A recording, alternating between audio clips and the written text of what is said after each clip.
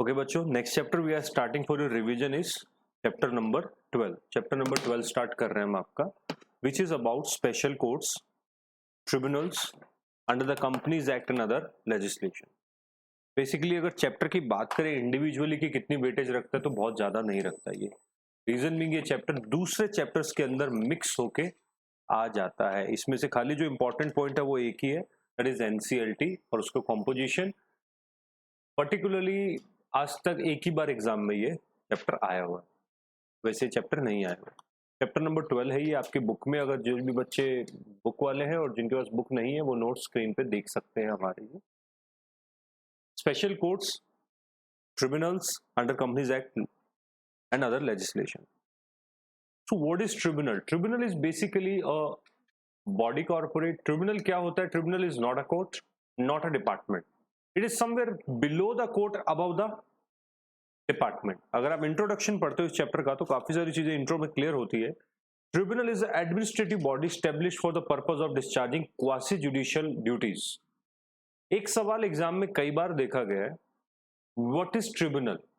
Is it a quasi judicial और judicial body? तो आपको आंसर यहां मिल जाता है, it's a quasi judicial, not fully judicial body. Quasi judicial body. Administrative of tribunal is neither a court nor a executive. ना तो ये court है ना ही ये डिपार्टमेंट है। It stand somewhere Midway between court and department. Clear? एक बहुत लंबे समय तक केस चला था एनसीएलटी को लेके आने के लिए। एनसीएलटी को लाने के लिए करीब करीब 19 साल का एक केस लड़ाई की गई थी। 14 साल की लड़ाई के बाद, 14 इयर्स की लड़ाई के बाद एनसीएलटी को इंट्रोड्यूस किया गया था। लगभग समवेयर अराउंड 2000 एक केस फाइल किया गया था। एक केस आज भी चल रहा है related to secretarial audit, related to audit of company secretaries. एक आज भी चल रहा है टैक्स ऑडिट से रिलेटेड, अभी भी एक केस चल रहा है। जीते तो कंपनी सेक्रेटरीज को भी टैक्स ऑडिट जो सीए को मिलती है वो भी मिल जाएगी। एक सेक्रेटरल ऑडिट का था तो सेक्रेटरल ऑडिट मिल चुकी है आपको। एक एनसीएलटी का था, एनसीएलटी आपको मिल चुका already. What was before NCLT? तो थोड़ी सी हिस्ट्री में जाते हैं।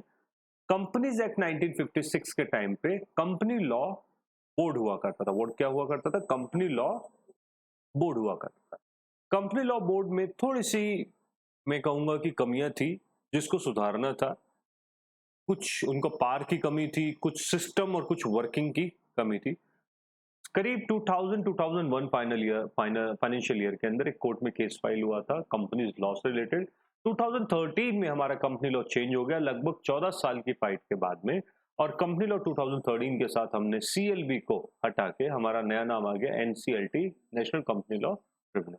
If any person is aggrieved by the National Company Law Tribunal, he can file appeal to National Company Law Appellate Tribunal (NCLAT).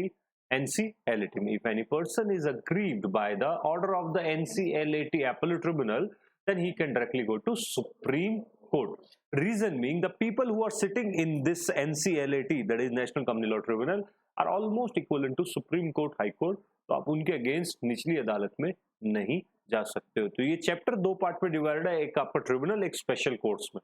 तो स्पेशल कोर्ट्स ट्रिब्यूनल के अंदर एक तो मैटर ये है, एक है कॉम्पोजिशन ऑफ ट्रिब्यूनल जो हमें देखना है। Composition of tribunal flow chart से आप देख सकते हो एप्लीकेशन इनकी। बैकग्राउंड ऑफ एनसीएलटी मैं बता चुका हूं आपको। We fought almost 14 years rigorous लड़ाई करी है हमने। It's a quasi judicial body.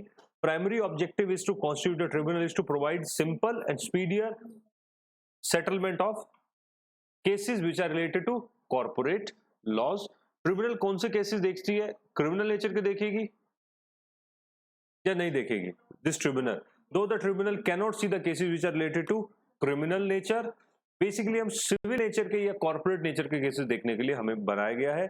और आप देख सकते हो बुक में भी लिखा है 14 इयर्स लॉन्ग जर्नी। कॉन्ट्रोवर्शियल थी हमारी 14 साल की, जो नोटिफाइड द सेंट्रल गवर्नमेंट कब हुआ हमारा? 2013। 440 10 सेक्शन और एक और सेक्शन आया था इसी के साथ साथ हमारा। पहले 1956 में चलता था।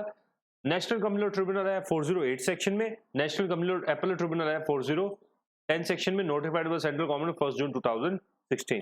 सर हमें क्या करना है इस एग्जाम के लिए? कुछ नहीं करना, बस इतना पढ़ लिया, बात काफी। आगे ही आपको थ्योरी जो आपके बुक में गिवन है, जिनके पास नहीं है वीडियो रोक के देख सकते हो, ये सब आपको पढ़ने हैं। एक बार one time read just this section, one time read, must read one time.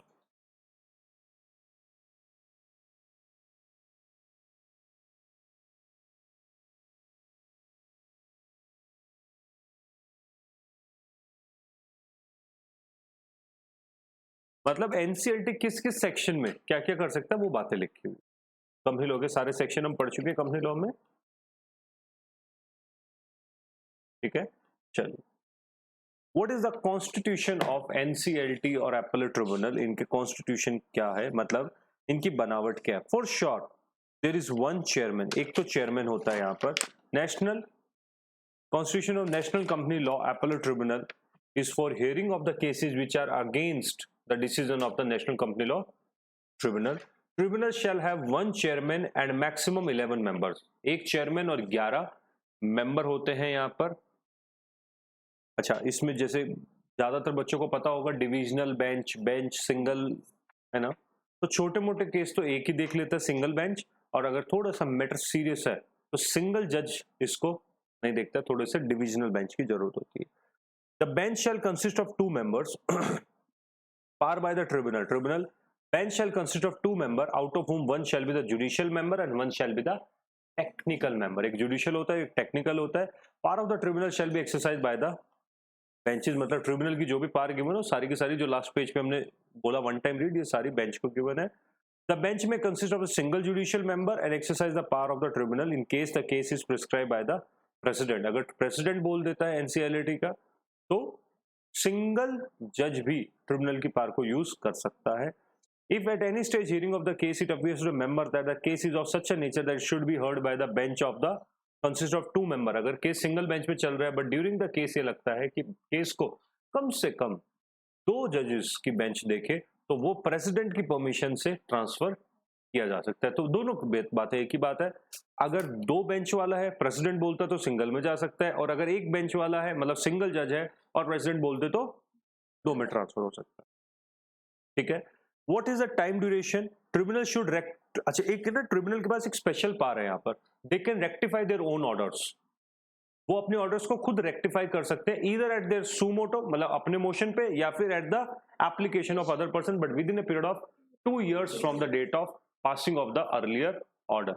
Regional opportunity of heard, OBH जिसको हम क्लास में बोलते थे, ओबीएच हमेशा देनी पड़ेगी आपको जब भी आप कोई भी केस फाइनलाइज करते हो इससे पहले। Rectification can be done in the mistake apparent from the record if the mistake is brought by the notice of parties even. Rectification can not be done in the case has been referred to appeal, मतलब ये ध्यान से important line, अगर case appeal कर दिया गया next level पे और एनसीएलटी अपने केस को रेक्टिफाई करना चाहती, दे कैन नॉट डू, अब वो रेक्टिफाई नहीं कर सकते। विद इन 3 months आपको डिस्पोज ऑफ करना है, और अगर लगता है कि बढ़ सकती है डेट तो बढ़ाई जा सकती है। Next appeal shall be made to Supreme Court within period of 60 days। Supreme Court चाहे तो इस 60 days को भी एक्सटेंड कर सकती है on showing the sufficient cause, cause दे दो उनको सफिशिएंट तो दिया जा सकता है। This NCLT, that is tribunal, appellate tribunal shall have same power as vested with a civil court. Civil court की पावर आपको कई बार आपने पढ़ा है, that is समन करना, oath पे बुलाना, evidence, witness, documents, या फिर issuing commission, examination, attendance आपकी, ये सारी की सारी set aside, confirm, alter तीनों कर सकता है। ये miscellaneous provisions आते हैं। If any document is not in the English language, अगर कोई भी ऐसा डॉक्यूमेंट है और ट्रिब्यूनल के पास जाता है which is not in English, that shall be accompanied with the English translated copy, मतलब एक कॉपी इंग्लिश में होनी जरूरी है, ठीक है। ओके, कितने कॉपीज होनी चाहिए एक की, हाउ मेनी, ट्रिप्लिकेट फॉर्म में कॉपीज, मतलब 3 कॉपीज एक एप्लीकेशन की, 3 एक आपकी दूसरी पार्टी की एक ट्रिब्यूनल की, 3 कॉपीज होनी चाहिए। Sir this is your future, यही है फ्यूचर आपका। अगर कोई ढंग का कॉर्पोरेट लॉयर बनता है, अच्छा ये दिस इज योर फ्यूचर, यही आपने केसेस लड़ने होते हैं, ठीक है। आगे ये मैटर तो हो गया खत्म। फिर इसी चैप्टर का दूसरा भाग, दूसरा part, that is special code. What is special code, अभी सभी बच्चे जानते हैं क्योंकि आप बहुत सारे मैच्योर हो, मैक्सिमम एलएलबी वाले बच्चे हो, आप समझते हो स्पेशल कोड क्या होते हैं। आपने एक एग्जांपल से समझाता हूं, लोक अदालत, चालान स्पेशल कोर्ट, एनडीपीएल की लोक अदालत, ये क्या होते हैं, स्पेशल कोर्ट्स होते हैं। जैसे सेशंस लग रहे हैं अगर, या फिर स्पेशल कोर्ट्स लग रहे हैं अगर आपके अलग से, उनको स्पेशल कोर्ट्स बोला जाता है। लगते क्यों है, स्पेशल कोर्ट का एक इकलौता पर्पस होता है speedy disposal. I think those who were in the class yesterday, not regular class में थे तो कल इस पे मैंने ढेर सारी बातें बताई थी आपको कि क्यों लगाए जाते हैं, कैसे लगाए जाते हैं। Those who were in the class yesterday, regular class में तो मेरे को लग नहीं रहा कोई था कल यहाँ पे, ठीक है। तो we were discussing about the security laws special code, उस समय हम डिस्कस कर रहे थे, तो मैंने वहां पर डिटेल में बताया था। Section 435 of Companies Act 2013 discuss about the special code. So, in case of offences which are punishable with the imprisonment of 2 years or more, then a single session judge 2 साल या इससे ज्यादा तो सिंगल सेशन जज और additional session जज shall hold the special code. और अगर 2 साल से कम है, मतलब थोड़ा लेस सीरियस नेचर है, तो first class magistrate appointed by the central government in concurrence with the chief justice of India. तो कौन अपॉइंट करेगा? First class magistrate, central government plus chief justice of India इसको अपॉइंट करेंगे और वो आपके केसेस देख लेते हैं। ये जो जुडिशरी के पेपर देखिए आप आगे बढ़ते हैं ना, ये यहीं आते हो आप, ये वाला first class. So let's have a dream for that also. Then offences of tribal under the special code. What are the offences which can be tried under the special code? कौन से cases देखे जाते हैं? Sir, which is established in the area where the registered office of the company is situated. अगर आप दिल्ली में आपका registered officer special court Kolkata में लगा है, आप उसमें नहीं जा सकते, दिल्ली के ही स्पेशल कोर्ट, और मेजॉरिटी स्पेशल कोर्ट दिल्ली में लगते हैं, दिल्ली में ही ज्यादा लगाए जाते हैं, ठीक है। The person accused or suspended of the commission of offence forwarded to a magistrate. Okay. Such magistrate may authorize the detention of the person as follows. कितने दिनों के लिए? 15 days for if the magistrate is a judicial magistrate, और अगर 7 days the magistrate is a executive magistrate, उससे भी नीचे होता है। समरी ट्रायल क्या होता है? समझो बात को। समरी ट्रायल का मतलब स्पीडी ट्रायल, स्पीडी ट्रायल होता है। Which offence can be tried summarily? Offences which are punishable with the imprisonment of term maximum 3 years, उनका समरी ट्रायल हो सकता है। And maximum punishment that can be impose in the summary trial, कितनी imprisonment हो सकती है summary trial के अंदर? मैक्सिमम 1 ईयर की हो सकती है। Question chapter is over. Thank you.